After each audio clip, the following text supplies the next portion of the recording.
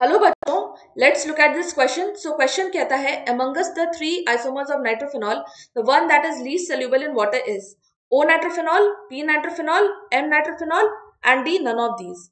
तो बच्चों, अगर मुझे देखना है solubility वाटर के साथ, तो मुझे देखना है कि इसमें से कौन सा हाइड्रोजन बॉन्डिंग के केपेबल है विथ वाटर। ठीक है, पैरा के केस में देखो, ये इसका स्ट्रक्चर कैसे बनेगा। ये रहा OH, ये रहा पैरा पोजिशन पे NO2। M में क्या हो जाएगा बच्चों, ये रहा OH, इसके रेस्पेक्ट में मेटा पोजिशन ये आ गया, यहाँ NO2 लगा दो।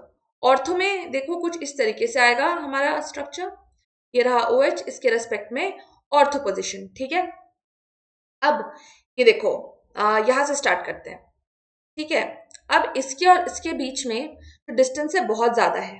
ठीक है, तो आपस में तो ये इंट्रामोलिकुलर हाइड्रोजन बॉन्डिंग शो करने से रहे, बट ये देखो ये वाला हाइड्रोजन है, ये किससे जुड़ा हुआ है, ये इलेक्ट्रोनेगेटिव एटम से जुड़ा हुआ है। इसका मतलब ये हाइड्रोजन दूसरे O के साथ, वाटर के O के साथ ये इंटरेक्शन कर सकता है ना। तो इंटरमोलिकुलर हाइड्रोजन बॉन्डिंग शो करता है। तो अगर इंटरमोलिकुलर हाइड्रोजन बॉन्डिंग शो कर रहा है वाटर के साथ, तो इसका मतलब ये वाटर से सोल्यूबल होगा, वाटर के साथ ये सोल्यूबल होगा, राइट। तो ये तो सोल्यूबल है। उसके बाद देखो M नाइट्रोफिनॉल। अब M नाइट्रोफिनॉल में देखो इसमें भी डिस्टेंस काफी ज्यादा है और एक ब्रिजिंग पोजीशन है, तो यहाँ पे इस तरीके से तो हम हाइड्रोजन बॉन्डिंग दिखा नहीं सकते हैं, है ना। ये भी हमारा वाटर मॉलिक्यूल के साथ ये वाला हाइड्रोजन हमारा हाइड्रोजन बॉन्डिंग शो करेगा। तो ये भी क्या करेगा, इंटरमोलिकुलर हाइड्रोजन बॉन्डिंग।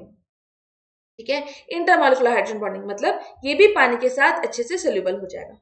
ओ नाइट्रोफिनॉल की बात करें तो ये थोड़ा सा स्पेशल केस है। क्यों बच्चों, देखो ये हाइड्रोजन ये एक इलेक्ट्रोनेगेटिव ऑक्सीजन से जुड़ा हुआ है और ये इसके साथ एक नाइट्रोजन भी इसे दिख रहा है ना। डिस्टेंस भी कम है और देखो 5 मेंबर रिंग भी बन रही है, 1 2 3 4 5।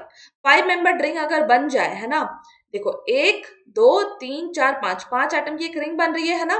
तो अगर इस तरीके का कोई कंडीशन आ जाता है तो इसमें हमारा इंट्रामोलिकुलर हाइड्रोजन बॉन्डिंग पॉसिबल हो जाता है। अगर हमारा इंट्रामोलिकुलर हाइड्रोजन बॉन्डिंग पॉसिबल हो गया बच्चों, तो इसका मतलब ये खुद के साथ ही हाइड्रोजन बॉन्डिंग शो करने लगेगा। तो ये वाला अब हाइड्रोजन दूसरे वाटर मॉलिक्यूल के साथ तो वाटर हाइड्रोजन बॉन्डिंग शो करने से रहा। इसका मतलब इसका सोल्युबिलिटी जो वाटर में होगा ये सबसे ज्यादा कम होगा, है ना।